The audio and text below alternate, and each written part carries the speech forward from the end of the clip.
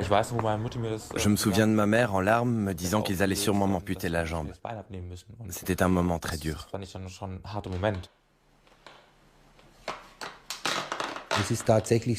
On se demande, qu'est-ce que je ne pourrais plus faire que je faisais avant?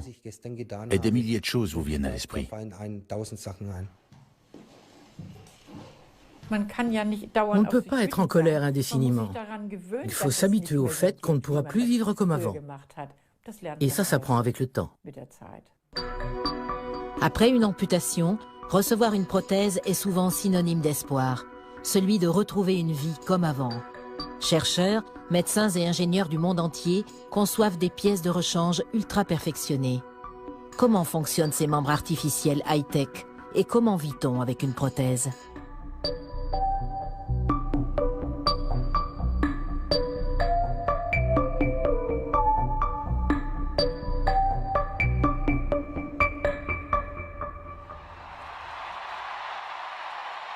Été 2012, Jeux paralympiques de Londres. Épreuve du saut en longueur masculin. Ce qui m'a le plus frappé, c'était le monde qu'il y avait dans le stade. Pendant qu'on attendait, j'entendais le bruit de fond et c'était déjà impressionnant. Mais à notre entrée, ça a été la folie. Quand j'ai compris qu'ils applaudissaient parce qu'on venait d'entrer, ça a été un sentiment incroyable. J'avais le sourire collé au visage. Ce sont les premiers Jeux paralympiques pour Marcus Rem, l'apogée de sa carrière sportive.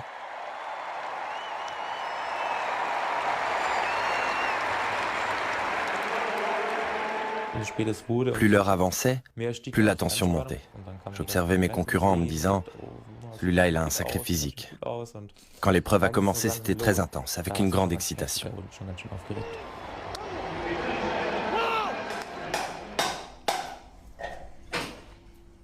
Chez lui, en Rhénanie, Marcus Rem travaille comme orthoprothésiste. Il fabrique et assemble des prothèses pour les patients. Un métier qui demande du tact et de l'empathie.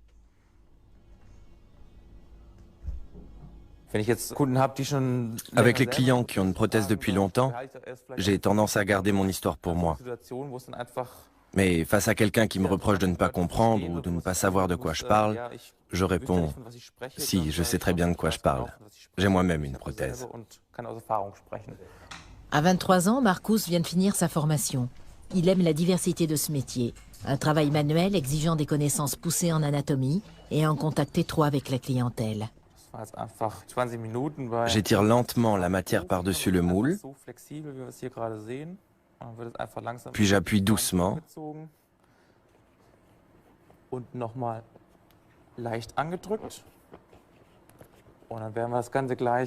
Ensuite, j'ajuste l'ensemble sous vide d'air. Marcus est en pleine fabrication d'une emboîture, la partie qui sert d'interface entre le moignon et la prothèse et qui est chargée d'assurer une tenue optimale. On ne voit si ça convient qu'au moment où le client enfile l'emboîture. Mais là, je suis assez satisfait du résultat et j'ai hâte de lui faire essayer.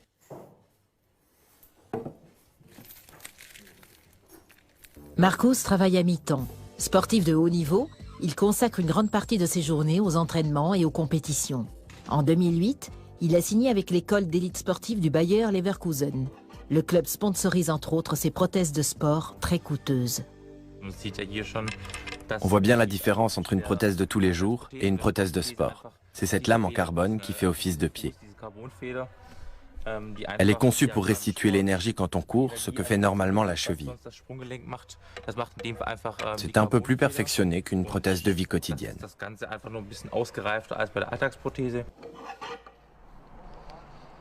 Marcus s'entraîne souvent 2 fois par jour sur cette piste.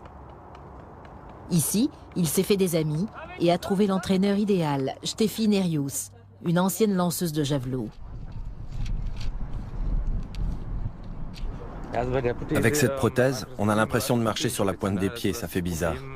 En fait, quand on sprint, on ne court pas sur l'arrière-pied ou sur le talon, mais seulement sur l'avant du pied. La lame en carbone reproduit ce mouvement. Mais quand je marche, j'ai donc l'impression d'être sur la pointe des pieds, ce qui me donne cette drôle de démarche. Le club de Marcus est l'un des grands promoteurs du handisport en Allemagne. Au Bayer Leverkusen, tout le monde est logé à la même enseigne. Les handicapés s'entraînent tout naturellement aux côtés des valides. Parfois, un valide participe à l'une de nos épreuves de saut en longueur. Et on voit que Marcus saute bien plus loin que certains jeunes valides du club. C'est formidable pour la confiance en soi parce qu'on se rend compte qu'on peut faire beaucoup avec une prothèse.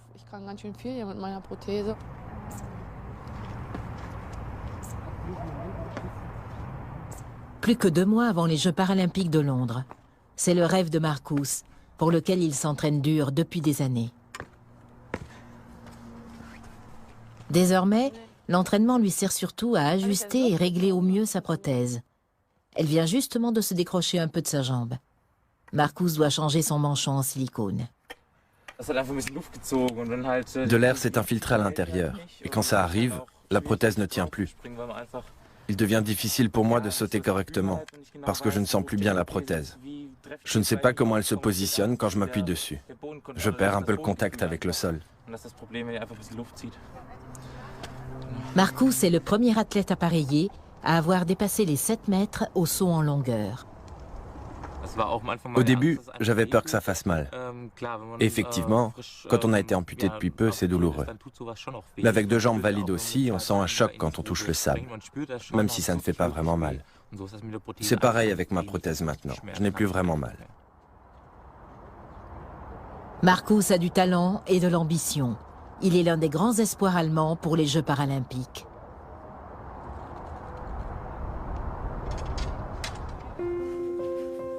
Il y a 12 ans, Karl-Heinz Ammon a été victime d'un grave accident du travail à l'aéroport de Düsseldorf. Alors qu'il aidait 2 collègues à charger un avion, une lourde cargaison lui est tombée dessus. Quand j'ai perdu mon bras, ça a été terrible. Le monde s'est écroulé. C'est normal, on ne sait pas du tout comment on va faire. Que va dire mon employeur? Pourrais-je continuer à travailler?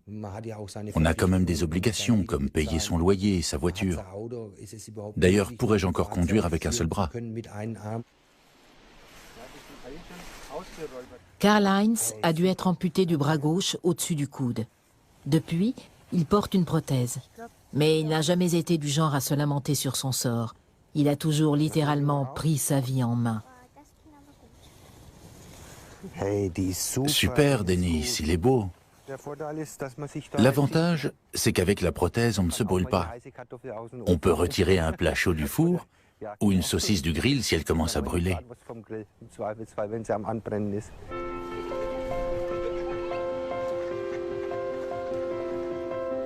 À 48 ans, il a déjà testé toutes sortes de prothèses.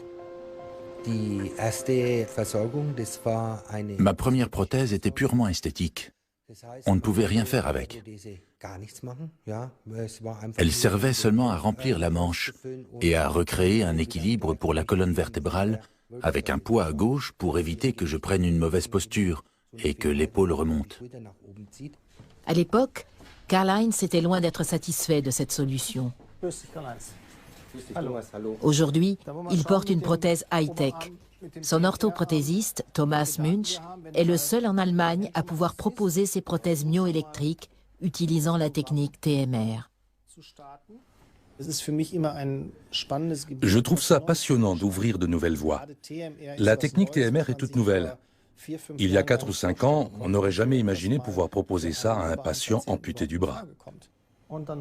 Peux-tu rallumer ta prothèse? Je voudrais faire quelques exercices. Peux-tu plier le coude, s'il te plaît? Puis ouvrir la main, fermer la main. La particularité de cette prothèse, Karl-Heinz la dirige rien que par la pensée.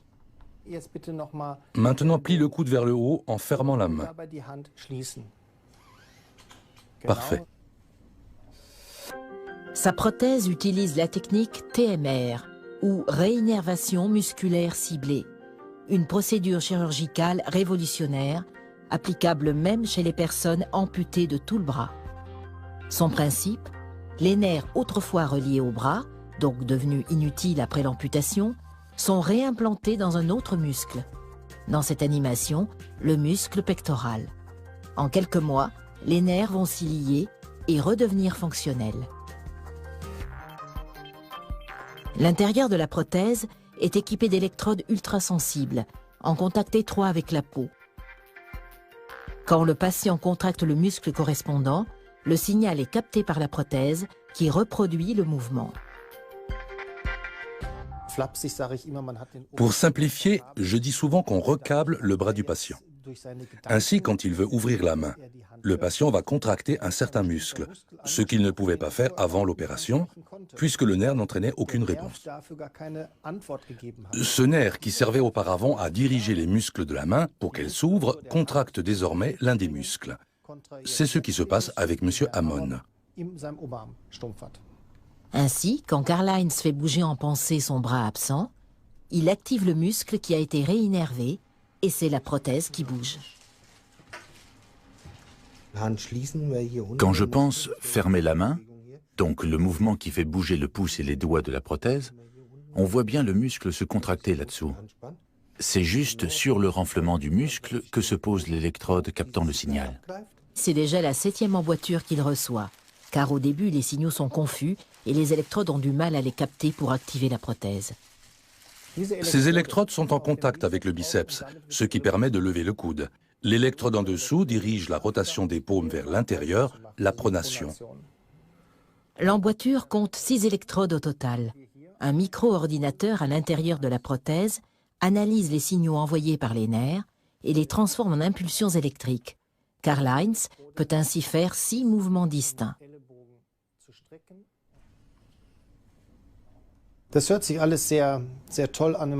Ça semble fabuleux, mais il ne faut pas oublier que le véritable membre, le bras, n'existe plus. Donc qu'il n'y a plus aucune sensibilité. On ne peut ni sentir ni toucher, on n'a plus de sensation. Cette prothèse reste une solution de rechange. Ce n'est pas la reconstruction d'un vrai bras.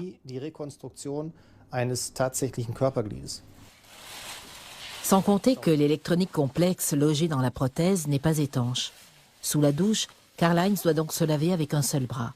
Malgré sa haute technologie, la prothèse ne peut ressentir ni le froid ni la chaleur. Et sa force de préhension ne varie pas. Elle a été réglée suite à des tests.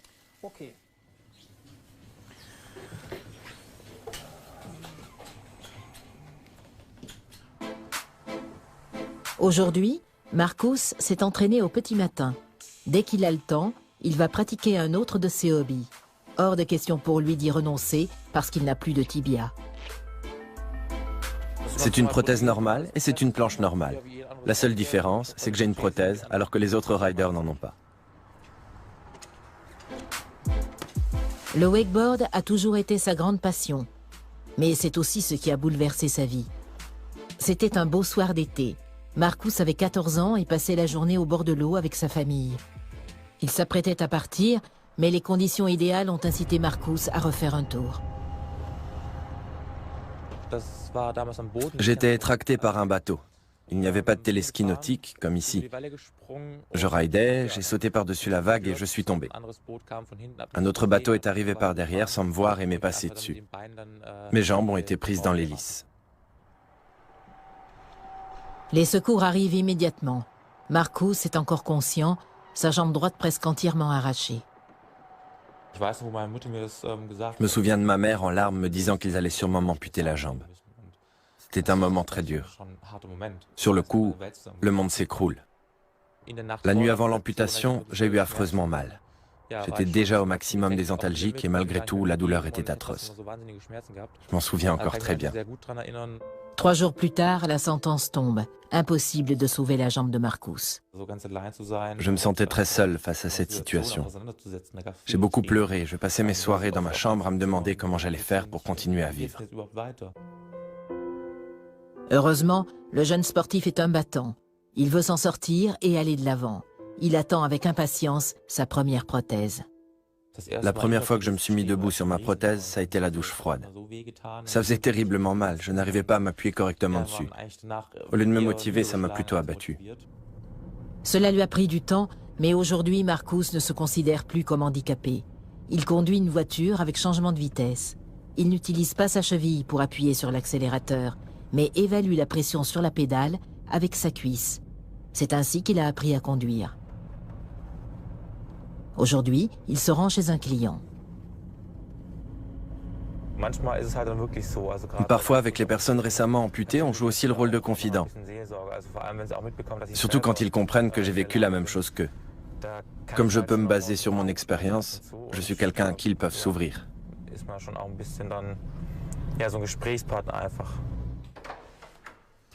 Marcus, bonjour. Uwe, bonjour, comment vas-tu? Uwe a beaucoup de questions à poser à Marcus sur les prothèses, un sujet qu'il ne maîtrise pas encore.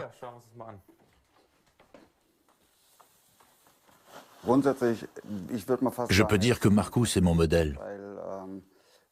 Je ne serai jamais aussi sportif que lui, ça n'a jamais été mon truc. Mais à le voir bouger, jamais on ne se douterait qu'il est handicapé. Sa prothèse ne se remarque pas et je trouve ça absolument formidable. Est-ce que je pourrais faire du jogging avec ma prothèse plus tard?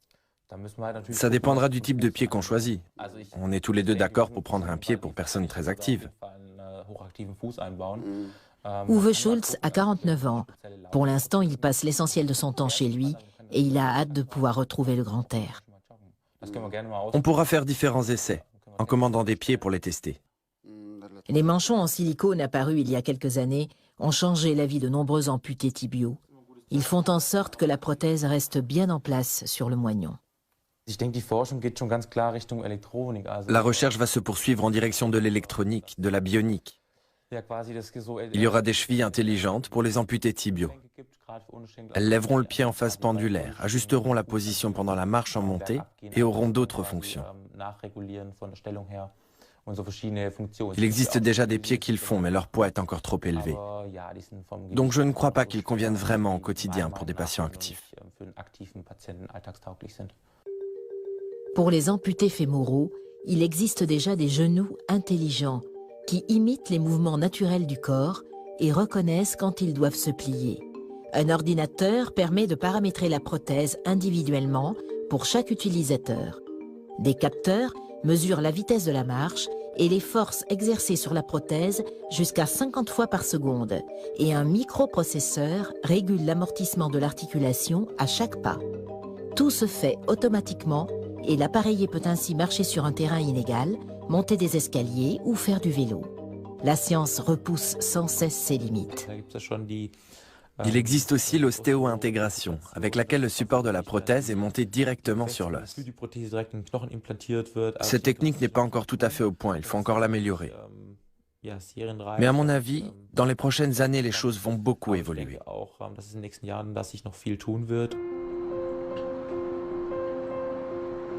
Voilà quelques mois que Karl-Heinz porte sa nouvelle prothèse bionique. Avec son orthoprothésiste, Thomas Münch, il s'est rendu régulièrement à Vienne, le seul endroit où jusqu'à présent des patients ont été appareillés avec ces prothèses dernier cri. Arrivé à l'hôpital général de Vienne pour la dernière visite de contrôle.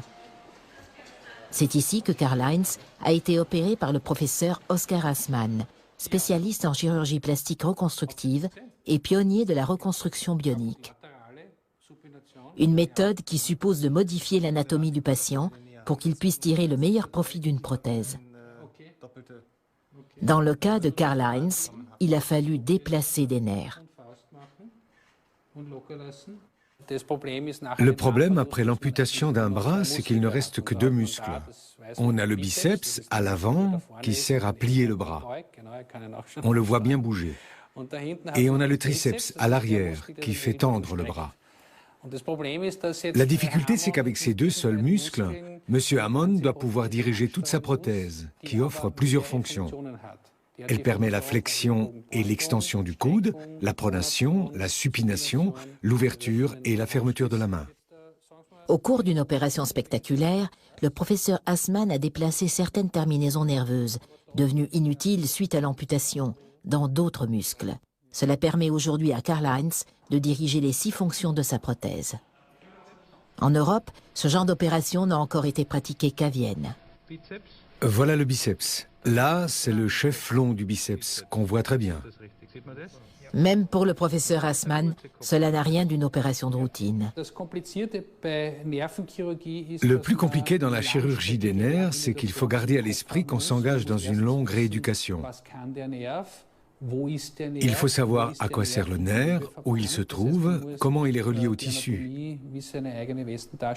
Il faut donc connaître l'anatomie dans les moindres détails, mais aussi les fonctions exactes de ces éléments anatomiques, et enfin les possibilités offertes par la prothèse. Vous sentez encore quelque chose quand je tapote? Avant l'opération, Karl-Heinz souffrait de douleurs continues dans le moignon. Il ne pouvait pas se passer de médicaments. C'est l'une des raisons qui l'ont poussé à se faire opérer. Vous prenez encore des antidouleurs? Non, plus du tout. Il n'y a plus de douleur causée par des névromes. Quand un nerf se termine par une cicatrice, il devient douloureux, parce qu'il n'a plus de finalité. Mais si on lui redonne une utilité en le déplaçant dans un autre muscle, alors il peut recommencer à travailler normalement, en faisant se contracter le muscle ou en transmettant des sensations. Pour la plupart des nerfs, c'est le signal qu'il ne doit plus faire mal. La procédure chirurgicale TMR est si innovante que beaucoup de spécialistes ne la connaissent pas encore. Pourtant, elle pourrait aider beaucoup d'amputés, à condition que les caisses d'assurance maladie et de prévoyance des accidents du travail jouent le jeu. Comme beaucoup d'amputés, Karl-Heinz a dû se battre longtemps pour obtenir sa prothèse. Avant, les caisses tentaient souvent de ne pas payer, surtout pour les prothèses de jambes. Une plainte a été déposée et le jugement qui a été rendu disait qu'un patient avait droit au meilleur de la technologie. Pour le bras, c'est aujourd'hui une prothèse myoélectrique TMR. À l'heure actuelle, selon la loi allemande, le patient a donc le droit de recevoir un appareillage de pointe. La Caisse de prévoyance des accidents du travail a fini par payer 20 000 € pour l'opération et 80 000 € environ pour la prothèse. Karl-Heinz Samon est le premier appareillé allemand avec une telle prothèse. Il travaille désormais avec le fabricant en tant que testeur. C'était risqué. Cette prothèse est prête à être commercialisée, mais il y a toujours des possibilités d'amélioration. Pourquoi il réagit comme ça? À la longue, j'ai remarqué que lorsque je mets la prothèse le matin, donc quand elle est sèche parce que je n'ai pas encore transpiré, ses fonctions sont plus stables et plus précises. Là, je l'ai depuis ce matin et plus je la porte, moins les fonctions sont précises. Quelques années plus tôt, pour concevoir la prothèse, le professeur Assmann s'est adressé à la société Otto Bock, un fabricant allemand dont le département de recherche et développement se trouve à Vienne. C'est une façon originale de vider un verre. Le laboratoire du professeur Assmann et le fabricant allemand de prothèses poursuivent depuis une étroite collaboration. Dans tous les cas où l'on peut restaurer des fonctions corporelles avec des appareils, nous cherchons à améliorer l'interface homme-machine. L'un de nos axes de recherche qui nous semble faisable est d'incorporer dans la main artificielle des capteurs sensibles, renvoyant un signal au moignon. Le patient aurait ainsi un retour direct de sa main prothétique. C'est encore une technologie expérimentale qui ne sera pas prête du jour au lendemain, mais c'est l'un des principaux axes de recherche de notre laboratoire.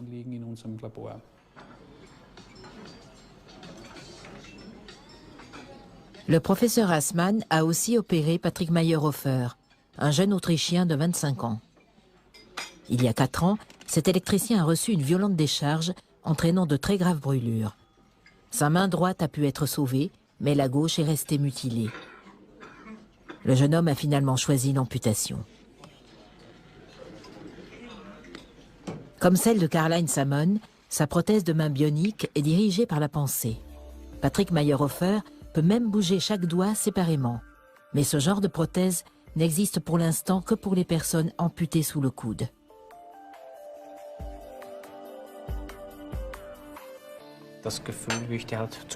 Je me souviens très bien de ma réaction quand j'ai eu cette main pour la première fois.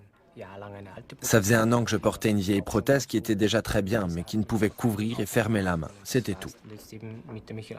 Avec la main Michelangelo, j'ai 7 positions au lieu d'une seule. C'est un progrès incroyable qui m'a donné un grand sentiment de bonheur, comme de tirer les 6 chiffres au loto. La main de Patrick Mayerhofer dispose de 4 doigts articulés et d'un pouce positionnable séparément. Si je veux tenir la coupelle, je dois changer de position. Avant, j'étais en position de prise latérale, mais c'était un peu trop petit pour tenir la coupelle correctement. Donc je change pour une prise tripode, ce qui me permet de mieux l'avoir en main. Les commandes sont assurées par un micro-ordinateur caché dans la prothèse. Il ne faut que quelques heures pour apprendre à la manier, ce n'est pas très compliqué. Au début, il faut réfléchir pour savoir quelle position utiliser pour quel objet, mais aujourd'hui je n'y pense même plus.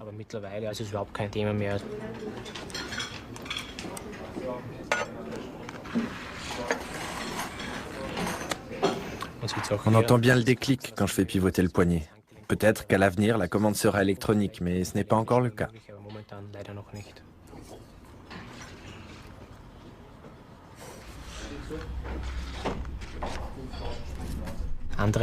Les gens qui voient ma prothèse pour la première fois sont toujours impressionnés.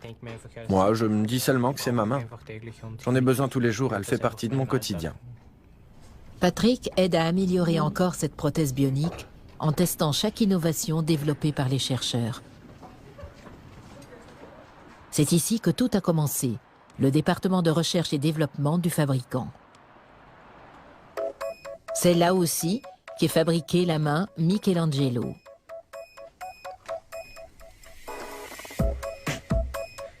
Les ingénieurs électroniciens et les mécaniciens assemblent les 700 composants avec une précision millimétrique.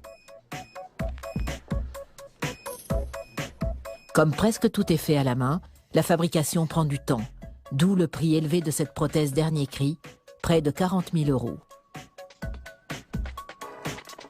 Avant que ces membres artificiels high-tech soient disponibles chez les distributeurs de matériel médical, ils doivent passer au banc d'essai.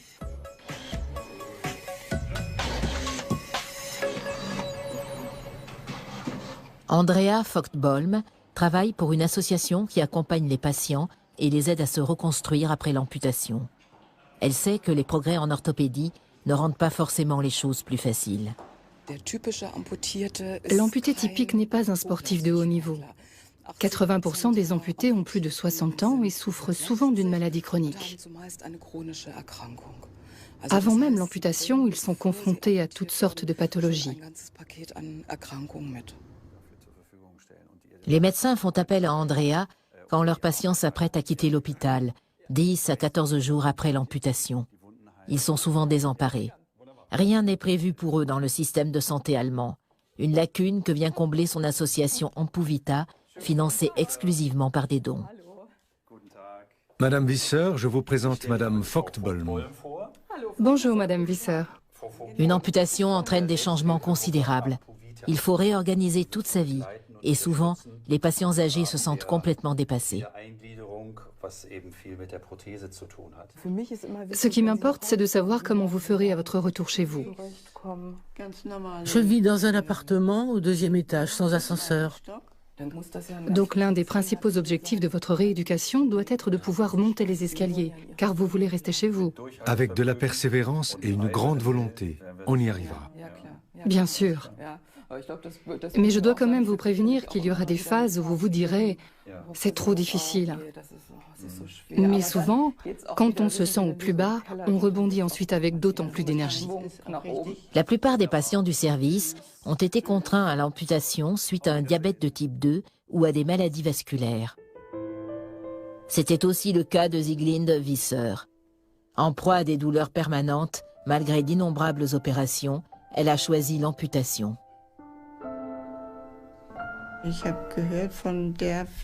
Le fabricant m'a dit qu'un jeune homme avait mis sa prothèse et s'était mis à marcher comme ça. On dit que leurs prothèses sont de bonne qualité. C'est pour ça que je me suis adressée à eux. Tous ont l'espoir de retrouver avec une prothèse une meilleure qualité de vie. Ça me met hors de moi d'entendre un médecin dire à son patient « Vous allez recevoir une prothèse et après quelques temps, vous marcherez sans problème, ça ne se verra même pas. » Alors que tous les médecins savent parfaitement que 80% des amputés, ces malades dont je vous parlais, ne remarcheront jamais aussi bien.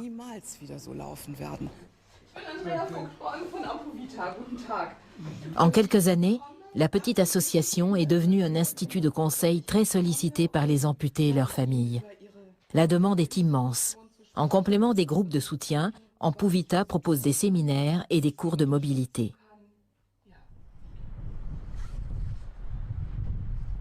Une aide également appréciée par Ingrid Vogt, 74 ans. Elle a toujours été sportive et attend avec impatience son heure de gymnastique hebdomadaire.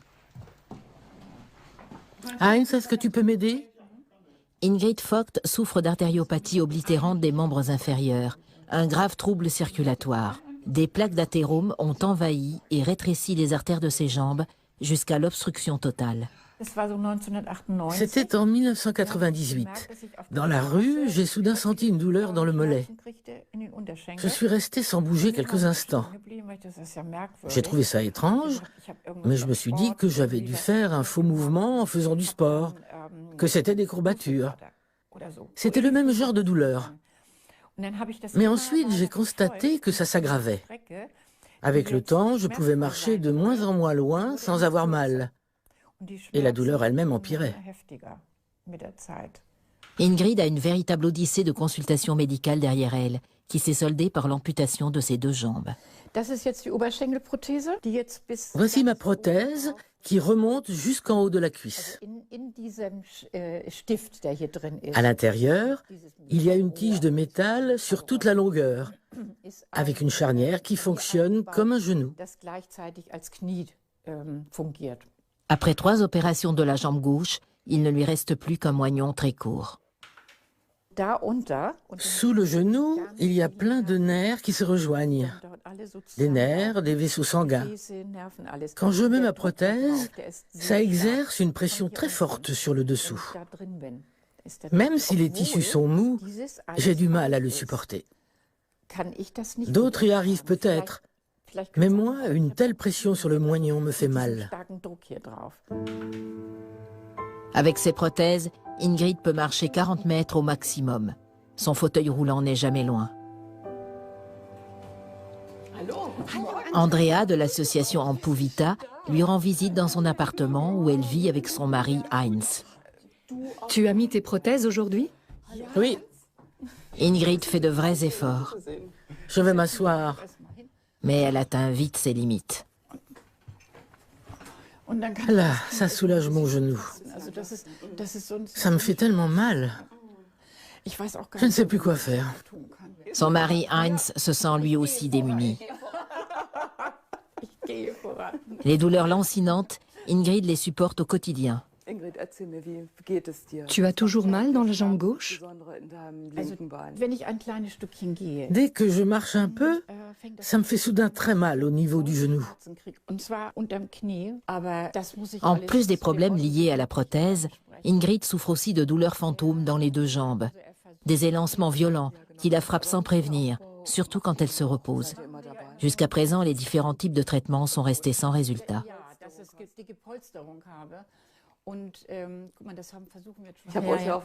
Mais je sais que vous êtes 2 à supporter tout ça. Ce n'est pas toujours le cas.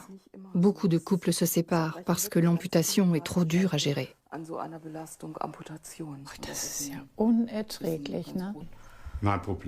Mais ce n'est pas facile tous les jours. Parfois, on s'assoit un petit quart d'heure et on pleure tous les 2.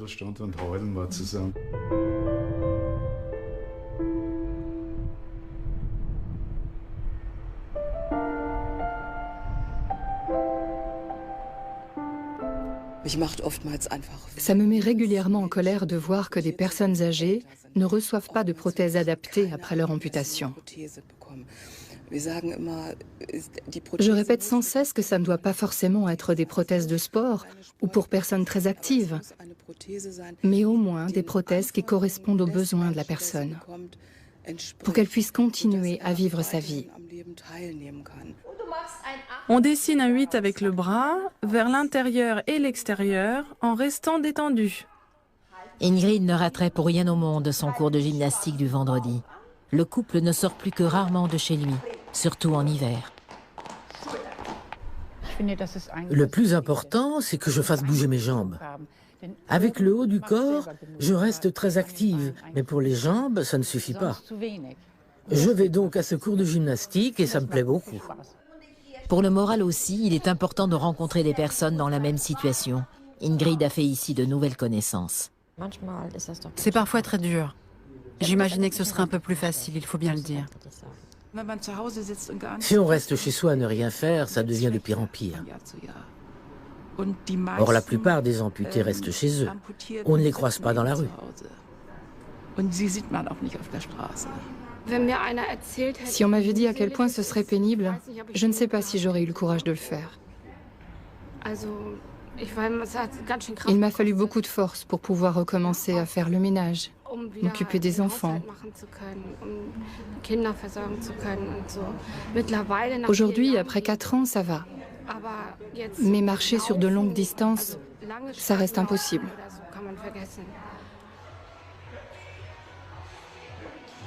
Nous retrouvons Marcus Rem qui se rend à la salle de musculation. Plus que 3 semaines avant les Jeux paralympiques de Londres. L'athlète a bien l'intention de montrer de quoi il est capable. Mais il y a un problème. Les dernières semaines n'ont pas été faciles. Je n'ai pas pu m'entraîner correctement parce que je me suis blessé. Ce n'est pas facile à accepter, je suis énervé. J'essaie de garder mon calme, mais je ne suis plus dans le même état d'esprit. Avec l'entraînement intensif de ces dernières semaines, il souffre d'une plaie de pression sur le moignon. Il faut absolument qu'elle guérisse avant Londres, sinon il risque de ne pas pouvoir participer à la compétition.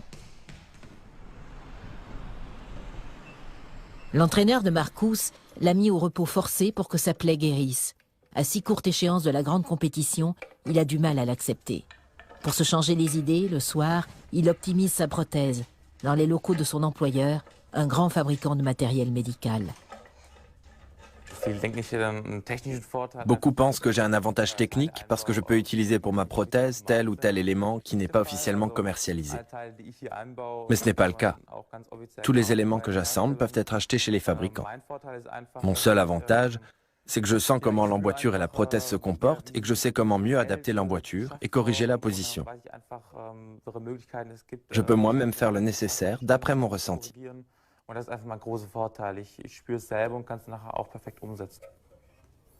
Le bricolage tient encore une grande part dans le handisport. Bataille des matériaux, technodopage. On reproche parfois à ces sportifs d'être avantagés par la technologie. Pour Marcus, ce sont des accusations infondées. La plupart des gens pensent qu'avec ce genre de lame, on saute facilement à 8 mètres sans entraînement. Au contraire, il faut s'entraîner dur. Rien que de réussir à courir avec cette prothèse, c'est déjà une question d'entraînement. David, un sprinter double amputé de notre club, m'a raconté que pendant 6 mois, il n'a fait que de la musculation et des exercices d'équilibre pour que son dos supporte de courir ainsi. C'est bien moins facile que ce que les gens imaginent.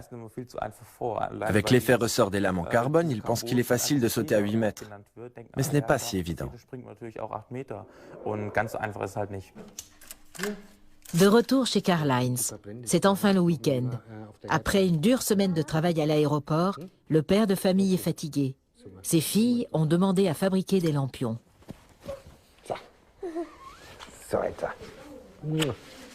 Mucherev, sa femme, a connu Karl-Heinz avec ses 2 bras valides. C'est elle qui l'a demandé en mariage après l'accident. Vous voulez un petit ou un gros lampion? Moi, j'en veux un gros. Les 3 filles n'ont pas connu leur père autrement. Elles n'ont aucune gêne ni appréhension envers sa main artificielle. Quand papa m'a emmenée à la fête de l'école pour Halloween, tous ceux de ma classe l'ont regardé. Le lendemain, ils sont presque tous venus me demander « Qu'est-ce qu'il a ton papa? Qu'est-ce qui s'est passé ?» Alors je leur ai expliqué. Pourtant, je portais une prothèse, non? Oui, mais ça faisait quand même un peu bizarre. Les enfants sont souvent plus honnêtes que les adultes. Ils ne chuchotent pas derrière votre dos, ils vous posent directement la question. Alors, j'explique rapidement comment ma prothèse fonctionne et on n'en parle plus. Karl-Heinz aime bricoler. Dans une grande famille comme la sienne, il y a toujours quelque chose à faire. Il fait beaucoup de choses lui-même dans la maison. Avant, je devais rester à côté de lui pour tenir les vis. Ça prenait parfois des heures, je ne pouvais rien faire d'autre en attendant.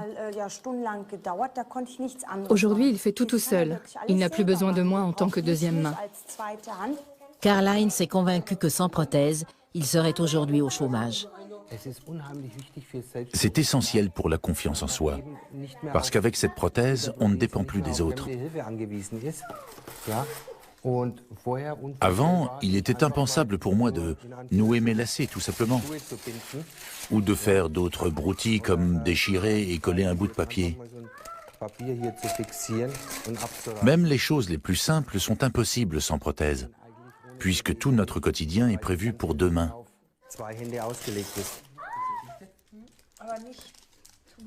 Karl-Heinz se considère chanceux d'avoir reçu une prothèse aussi perfectionnée.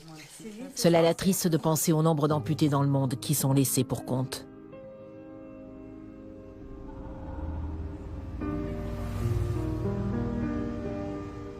Comme ici, à Haïti, l'un des pays les plus pauvres au monde. Après le violent tremblement de terre de janvier 2010, plus de 4000 personnes ont dû être amputées du bras ou de la jambe. Le seul atelier de fabrication de prothèses du pays s'est effondré. Pour y remédier, l'association caritative des Johanniter a fait venir d'Allemagne un cabinet mobile d'orthopédie et des bénévoles prêts à fabriquer ces prothèses indispensables. À son arrivée, l'équipe fait la connaissance de Schutte, 7 ans. Lors du séisme, la maison familiale s'est effondrée sur lui. On n'a pu le sortir des décombres que 2 jours plus tard et il a dû être amputé.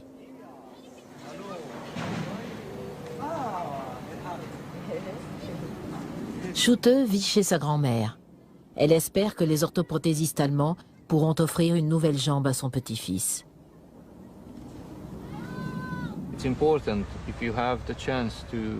Il est très important de recevoir une prothèse rapidement, 2 à 4 semaines après l'amputation, pour que le patient puisse retrouver une vie normale le plus vite possible.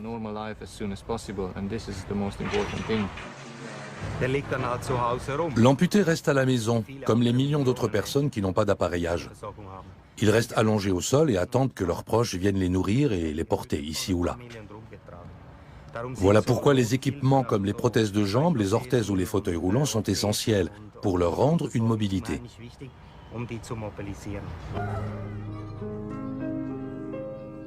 Dans les pays comme Haïti, où survivre est la première des préoccupations, on se soucie peu des handicapés. Le générateur est hors service. En attendant que la pièce de rechange arrive d'Allemagne, Marcel Berisville forme 13 jeunes haïtiens à l'appareillage orthopédique. Grâce à des dons allemands, il bénéficie d'une formation pour apprendre le métier avec un diplôme reconnu internationalement.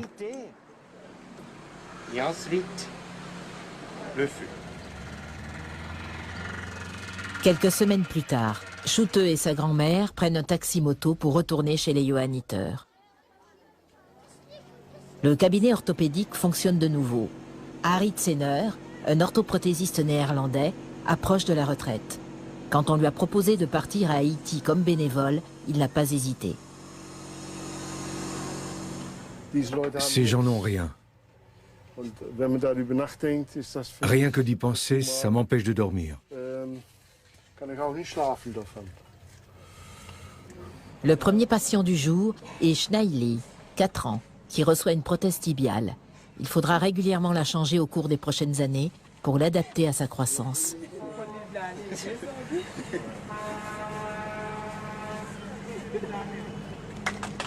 Ces moments donnent aux bénévoles la force de continuer, malgré les conditions de vie difficiles dans le pays.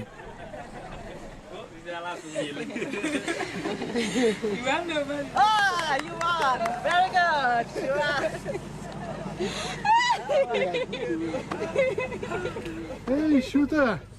Hello! No? Pour Schutte aussi, c'est le grand jour. Harry Tsener a passé beaucoup de temps à préparer sa prothèse. C'est un moment très émouvant et important. Je veux qu'il se sente bien dans sa prothèse et qu'il puisse marcher. Cela fait des mois qu'il n'a pas marché sur ses 2 jambes. J'espère qu'il pourra faire quelques pas, parce que c'est très difficile avec une prothèse fémorale. On va voir. Tous ici espèrent que Schoute parviendra vite à surmonter sa peur et redeviendra le petit garçon joyeux qu'il était avant le séisme. Ça me rend heureux qu'il puisse à nouveau marcher. Quand on a été amputé à la cuisse, réapprendre à marcher en pliant un genou prothétique demande du temps. J'aimerais pouvoir rejouer au foot. Schoute devra se montrer patient avant de pouvoir rejouer au foot. Mais les premiers progrès sont déjà là. Grâce à sa prothèse, il pourra peut-être mener une vie presque normale à Haïti. De retour chez Ingrid Vogt à Hambourg. Tu peux m'ouvrir la porte? Comme ça, je vais sortir. Je perds facilement ma prothèse, en glissant hors du manchon en silicone. Ça m'est déjà arrivé plusieurs fois dans l'escalier. Alors je m'arrête et je m'assois. Mon mari, qui n'est jamais loin, m'aide à enlever rapidement ma prothèse. On prend un mouchoir pour essuyer le manchon et ma jambe. Quand c'est sec, je peux remettre la prothèse et continuer. La différence de poids entre ces deux prothèses, fémorale et tibiale, rend la marche encore plus difficile. Son mari Heinz a toujours peur qu'elle tombe. Si on décide de le faire correctement, c'est un boulot à plein temps. Il n'y a pas de problème tous les jours, mais il faut être là. Au début, c'était un peu difficile, mais aujourd'hui, je m'y suis fait, ça ne me dérange plus. Je l'accepte très bien. Tous deux disent même que ce coup du sort a renforcé leur mariage.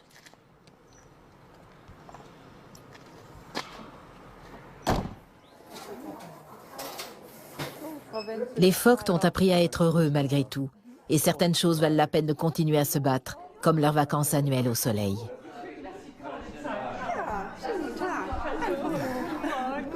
Bonjour, comment allez-vous?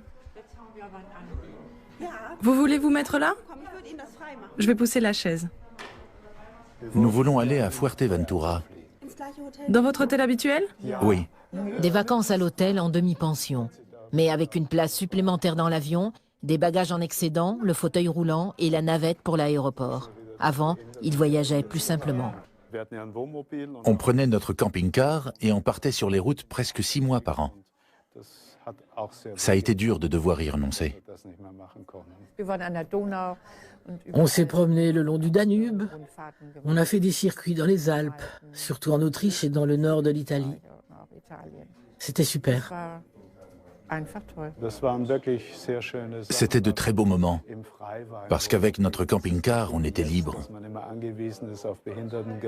Pas comme aujourd'hui où on dépend de l'accessibilité faite aux personnes handicapées, comme les toilettes spéciales ou bien les endroits surélevés et accessibles en fauteuil. Il faut toujours réfléchir pour trouver quelque chose de faisable. Chercher de nouvelles destinations accessibles, trouver un hébergement avec des chambres faites pour les handicapés. C'est comme ça et ce n'est pas si simple. Malgré tout, Ingrid et Heinz se sont étonnamment bien adaptés à ce nouveau mode de vie. Ils ne sont pas amers d'avoir dû renoncer à tant de choses. Au contraire, ils se réjouissent de tout ce qui est encore possible. Pour être honnête, depuis l'amputation, je suis même plus joyeuse qu'avant. Mon mari a toujours été le plus joyeux de nous deux. Quand on était entre amis, il était toujours le centre d'attention, tandis que moi, j'étais en retrait. J'ai toujours été comme ça, mais plus maintenant. C'était une erreur que je ne fais plus. Je dois être plus drôle et plus joyeuse, parce qu'ainsi, je peux tout surmonter. J'ai remarqué que tout était plus facile quand on prenait les choses avec le sourire, en se disant « ce n'est pas si grave ». Le jour J est arrivé. 80 000 spectateurs sont réunis dans le stade olympique de Londres. les caméras sont braquées sur Marcus Rem, l'athlète paralympique de saut en longueur. Sa plaie à la jambe a guéri à temps. Super saut de Marcus Rem. 7,14 m, c'est un nouveau record du monde. Je ne m'attendais pas à sauter aussi loin. Quand j'ai vu 7,14 m sur le panneau d'affichage, j'ai pensé « Record du monde, qu'est-ce qui m'arrive ?» J'étais vraiment surpris parce que mon saut ne me semblait pas aussi bon que ça. Et ce n'est que le début.